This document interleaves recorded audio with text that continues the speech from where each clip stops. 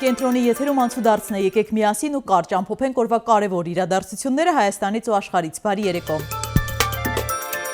Ադրբեջանական զորքի տեղաշարժ չկա, խորհրդարանում հայտարարել է Սուրեն Պապիկյանը։ Պաշտպանական գերատեսչության ղեկավարը ուղիղ չի ասում, սոտքի ուղղությամբ կրակոցներ եղել են, թե ոչ։ Մամուլում տեղի ունեցող ապատեղեկատվությունը նրա մասին, որ տեղի են ունենում կուտակումներ, զորքերի տեղաշարժեր, Պաշտպանության նախարարությունը չի հաստատում։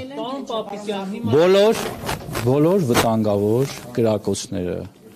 խախտումները, որոնք ուղղված են մեր դիրքերի վրա, մեր անձնակազմի վրա, մշտապես Պաշտպանության նախարարության կողմից տրվել են հաղորդագրություններ եւ բացատրություններ։ Այսօր խորհրդարանում էր նաև ԱԱԾ տնօրենը, ուժայինները ազգային ժողով էին եկել բյուջեի քննարկման։ Աբազյանը որոշ մանրամասներ է հայտնել գերիների ու անհետ կորածների հարցով սահմանին տեղի ունեցած հանդիպումից։ Քննարկում տեղի է ունեցել, պայմանություն է ձեռք բերել, որ նշված աշխատանքները կշարունակվի։ Դրա վերաբերյալ ես հանդիպում եմ ունեցել նաև ծնողների հետ, տեղեկացվել են իրանք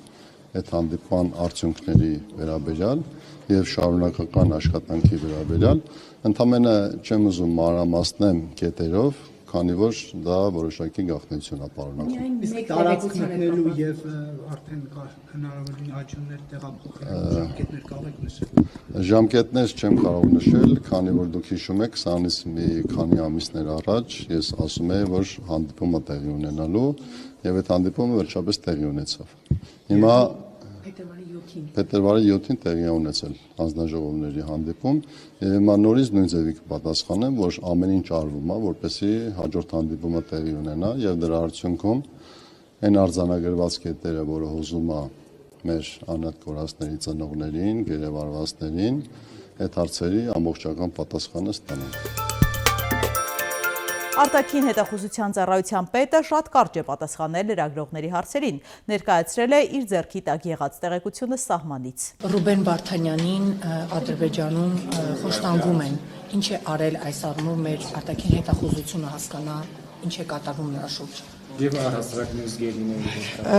Շնորհակալություն հարցերի համար։ Հոգեներգործություն է եղել։ Ինչ հոգեներգործության մասին։ Խնդրեմ մի քիչ հեռու կպահեք, հանկարծ չխանգարենք իրար։ Շնորհակալություն հարցի համար, ծառայությունը իր մանդատի շրջանակներում իր հիմնական գործառույթը հետախուզական տեղեկություններ հավաքել, ամփոփել եւ ներկայացնել քաղաքական ղեկավարությանը եւ ձեր կողմից բարձրացված հումանիտար հարցի գերիների հետ կապված հարցերը նույնպես եղել են մեր աշխատանքի թիրախում։ Հաջորդ հարցը բացեք մեզ համար հանրությանը հետաքրքիր քաղաքական իշխանությանը ներկայացրել եք, բայց հանրությունը ձեր կոռեկտը հետախուզության ձեր հարցը հետախուզության ծառայությանը մանրամասնելու վերաբերյալ համարում եմ ոչ կոռեկտ։ Հաջորդ հարցը։ Ինչու՞։ Հաջորդ հարցը։ Ինչու՞։ Բայց օրինակ խորհրդարանում եթե այլ հարցեր չկան, ես մտնել եմ լիստի։ Գրիգորյան։ Ընդհանրապես ծառայությանը նման մանրամասների վերաբերյալ հարցը մասնագիտական տեսանկյունից կոռեկտ չէ։ Փաշինյանը միշտ ասում է, որ Հայաստանի պետականության վտանգներ են սպառնում եւ ասում են, որ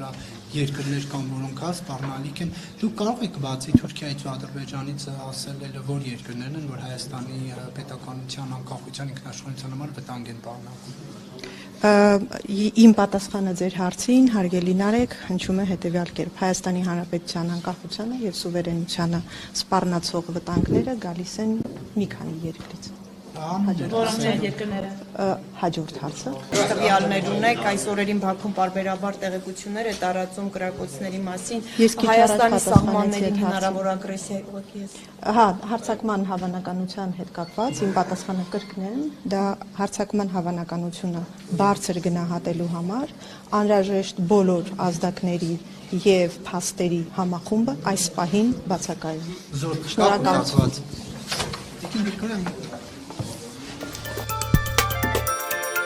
Եղամանուկյանը պաշտպանության եւ անվտանգության նիստում անդրադարձել է Անդրանիկ Քոչարյանի ու լրագրող Ղրիփսիմե Ջեբեջյանի միջև տեղի ունեցած միջադեպին, որի ընթացքում падգամավորը վիրավորական արտահայտություն է արել։ Մանուկյանն առաջարկել է բոյկոտել Անդրանիկ Քոչարյանին ու լրագրողների հետ կոպիտ խոսող падգամավորներին։ Դիմում եմ լրագրողներին։ Բավական է այլևս հանդուրժ եք ազգային ժողովում ձեր դեմ ուղղված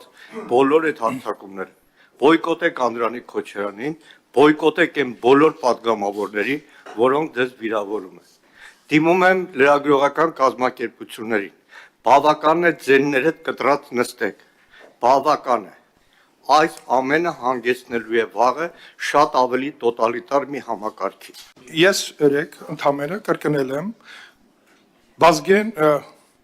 Բագրատ Սրբազանի ասածը։ Ես կրկնել եմ։ Չէ, մի րոպե, Հիմա ես խանգարեցի։ Ես մեր լրագրողներին ասում եմ կրկնվել է Բագրատ Սրբազանի ասածը։ Սրբազան բառը հիմա ես օգտագործում եմ միտումնավոր։ Ես երեք ասել եմ հոգևորական, բայց հիմա ասում եմ Սրբազան, եթե դուք դեմ եք Սրբազանի ասածին, իսկ դրա մեջ որևէ վիրավորական բան չկա, որևէ ընդամենը ես արձանագրել եմ, որ պետքա խոսքը օգտագործելուց լինի մաքուր։ Եթե դուք դրա մեջ ինչ եք պատկերացնում, դա ձեր խնդիրն է։ Ես պատկերացրել եմ մաքուր խոսքի դրսևորում։ Շնորհակալ եմ, սկսում ենք նիստը։ Սրբազանի եթե կրկնում եք, կրկնեք նաև Դուք Սրբազանին դեմ չեք եղել ասածին, որ Նիկոլը պետք է հեռանա։ ԵՀԿ Մինսկի խումբը իր բոլոր ինստիտուտներով հանդերձ չի կարող վերականգնվել։ Ռուսաստանի ԱԳՆ պաշտոնական ներկայացուցիչի խոսքով 2022-ին Պրահայում Հայաստանը Ղարաբաղը ճանաչել է Ադրբեջանի անբաժանելի մաս, Հայաստանի, Ադրբեջանի, ԵՄ-ի և Ֆրանսիայի մասնակցությամբ գագաթնաժողովի արդյունքներով, և ԼՂ հակամարտության կարգավորման հարցով ԵԱՀԿ գործող նախագահի անձնական ներկայացուցչի ինստիտուտը ենթակա է լուծարման։ Մարիա Զախարովան խոսել է նաև ՀԱՊԿ-ին Հայաստանի անդամակցության սառեցման մասին, նշել, որ այսպես ասած սառեցրածը հալեցնելու համար ժամանակ է պետք։ ԱԳՆ պաշտոնական ներկայացուցիչը նաև հայտնել է, որ Հայաստանը ի պատասխան ռուսական կողմի հարցման տեղեկացրել է, որ ամերիկյան ռազմական տեխնիկա տեղափոխելու վերաբերյալ Վաշինգտոնից պաշտոնական դիմում չի ստացել։ Այսօր Սերգեյ Լավրովը դարձավ 75 տարեկան, նա Ռուսաստանի արտգործնախարարի պաշտոնը զբաղեցնում է 22 տարի։ Լավրովը կառավարությունում ավելի երկար է աշխատել, քան որևէ այլ նախարար։ Պուտինը այս առիթով Լավրովին պարգևատրել է Ռուսաստանի բարձրագույն պետական շքանշանով՝ Սուրբ Անդրեաս Առաքյալի։ Ռուսաստանի արտգործնախարարին բավական ուշագրավ ձևով են շնորհավորել Զամբիայում և Տանզանիայում։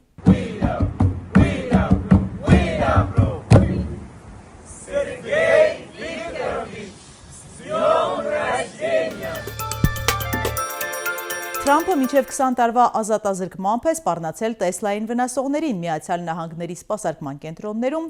Տեսլայի մեքենաներ և լցակայաններ վնասելու բազմաթիվ դեպքեր են գրանցվել։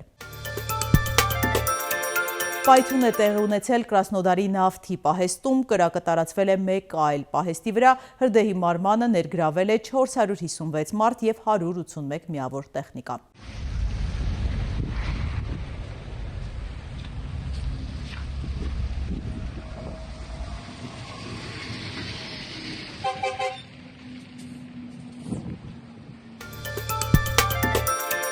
Մեկ այլ խոշոր հրդեհ էլ բռնկվել է Սուջա քաղաքի գազի կայանում։ Այն առանցքային դեր ունի Ռուսաստանից Եվրոպա կապույտ վառելիքի տեղափոխման հարցում։ Ուդմուրտիայում կինը հրաշքով կարողացել է փրկել իր 4 երեխաներին կրակի ճիրաններից, նրանցից մեկը հաշմանդամ է եղել։ Հրդեհը բռնկվել է գիշերը իրենց բնակարանում կարճ միացումից, մայրը նրանց հանել է պատուհանից, բարեբախտաբար ոչ ոք չի տուժել։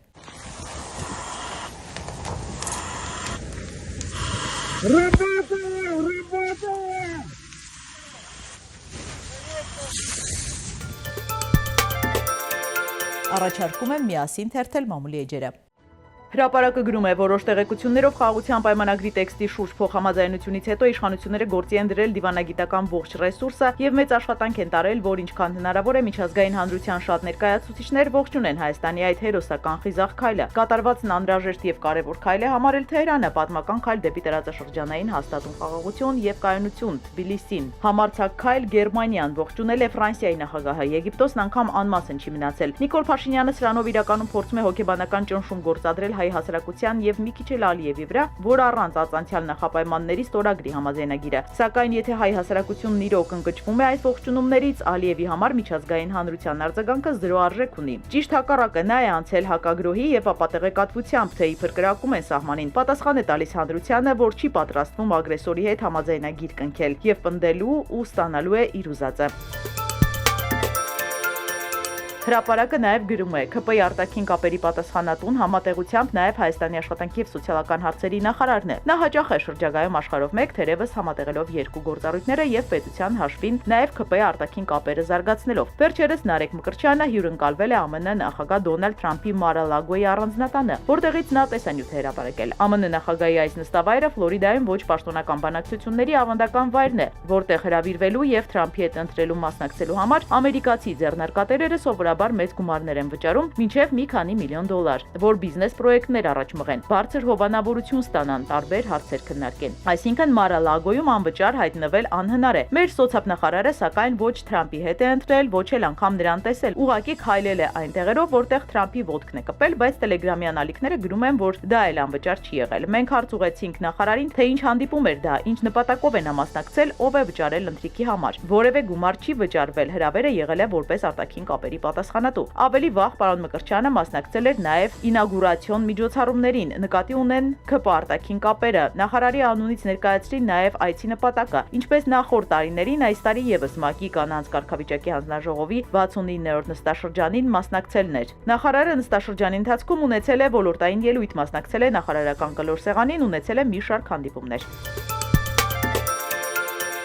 Ժողովուրդը գրում է. ԱԺ պաշտպանության եւ անվտանգության հարցերով մշտական հանձնաժողովի նախագահ Անդրանիկ Քոչարյանը խախտում է ԱԺ կանոնակարգ օրենքը, որի վրա ԱԺ նախագահ Ալեն Սիմոնյանը աչք է փակում։ Համաձայն ԱԺ կանոնակարգ սահմանադրական օրենքի 5-րդ հոդվածի առաջին մասի ազգային ժողովի նախագահը ներկայացնում է ազգային ժողովը եւ ապահովում նրա բնականոն գործունեությունը։ Ժողովուրդ օրաթերթը ուսումնասիրելով ԱԺ կանոնակարգ օրենքը առաջին կետում արձանագրեց, որ խորհրդարանական ժամանակավոր հանձնաժողովը ստեղծվում է ազգային ժողով եզրակացություններ ներկայացնելու համար։ Հանձնաժողովի գործունեության ժամկետը կարող է երկարաձգվել մեկ անգամ։ Օրենսդիրը նախատեսում է նաև, թե երբ է ավարտվում հանձնաժողովի եզրակացությունը։ Ժամանակավոր հանձնաժողովի լիազորություններն ավարտվում են նրա գործունեության ժամկետն ավարտվելու կամ լուծարվելու դեպքում։ Ուշագրավ կադրեր Ամերիկայից կայծակը ուժեղ հարվածել է ընթացող մեքենաների դիմաց, բարեբախտաբար տուժածներ չկան։